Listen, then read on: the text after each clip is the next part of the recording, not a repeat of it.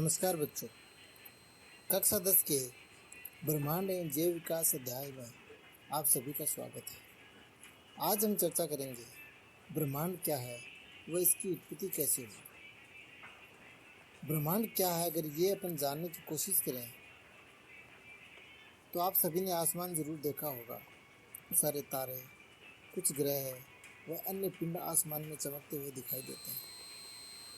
इस संपूर्ण समूह को ही हम ब्रह्मांड कहते हैं। ब्रह्मांड से संबंधित अध्ययन को ब्रह्मांड विज्ञान या कॉस्मोलॉजी कहा जाता है। ब्रह्मांड की उत्पत्ति कैसे हुई, इस विषय में हम जानने की कोशिश करें तो हमारे प्राचीन धर्म ग्रंथों में भी इसके बारे में बहुत कुछ लिखा हुआ है। ऋग्वेद के 10वें मंडल के नास्तीय सूत्र में ब्रह्मांड की उत्पत्ति कैसे हुई इसके बारे में विस्तार से लिखा गया है।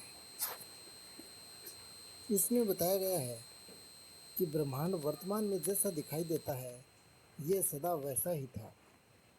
पृथ्वी इस ब्रह्मांड का केंद्र बिंदु थी और सूर्य, तारे और बाकी ग्रह पृथ्वी के इर्द गिर्द घूमा करते थे। हमारे देश के प्रथम प्रधानमंत्री स्वर्गीय जवाहरलाल नेहरू ने अपनी पुस्तक डिस्कवरी ऑफ इंडिया में ऋग्वेद के इन सूक्तों का उल्लेख किया है।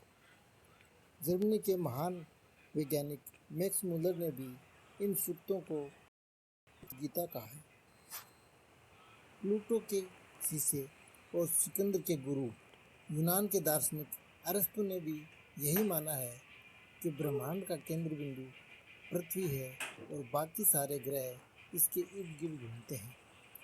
लेकिन 15वीं सदी में आते आते कोपरनिकस ने इस बात का खंडन किया और उन्होंने बताया कि सूर्य पृथ्वी का चक्कर नहीं बल्कि पृथ्वी सूर्य का चक्कर लगाती है।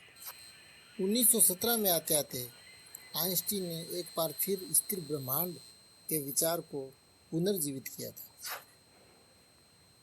सृष्टि की उत्पत्ति के संबंध में ऋग्वेद के नासदीय दमन सूक्त में कुछ संस्कृत में पंक्तियां हैं जिनका अर्थ इस प्रकार से है कि सृष्टि से पहले सत्य नहीं था, असत्य भी नहीं था, अंतरिक्ष भी नहीं था, आकाश भी नहीं था, छिपा था क्या, कहाँ किसने ढका था, उस पल को अगम भी नहीं था, अतल भी नहीं था, उस समय तो जल भी नहीं था।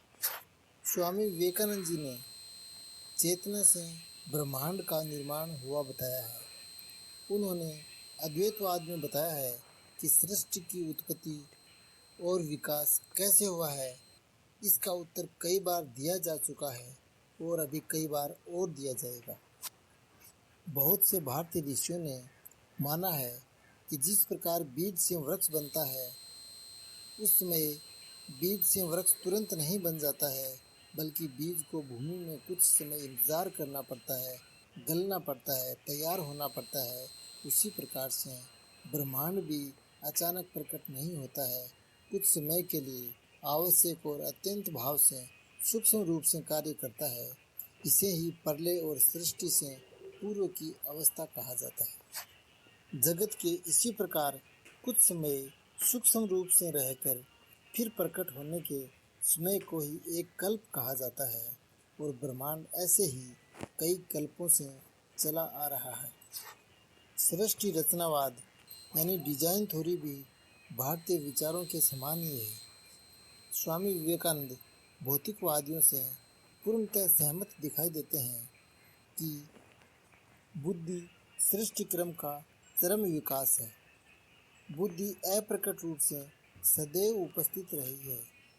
पूर्ण रूप से विकसित मानव के साथ ही सृष्टि का अंत है। सर्वव्याप्त बुद्धि का नाम ही ईश्वर है। इस प्रकार से ब्रह्मांड के बारे में भारतीय तथा अन्य विदेशी विद्वानों ने अपनी अपनी बातें बताई हैं, अपनी अपनी संकल्पनाएं दी हैं। लेकिन समय के साथ साथ बिग बैंग का जो सिद्धांत आया था, बिग बैंग की संकल्पना सर्वमान्य रही है, जिसमें बताया गया है कि ब्रह्मांड अचानक से किसी महाप्रलय का परिणाम है और उस समय किसी एक सघन बिंदु से ब्रह्मांड की उत्पत्ति हुई है।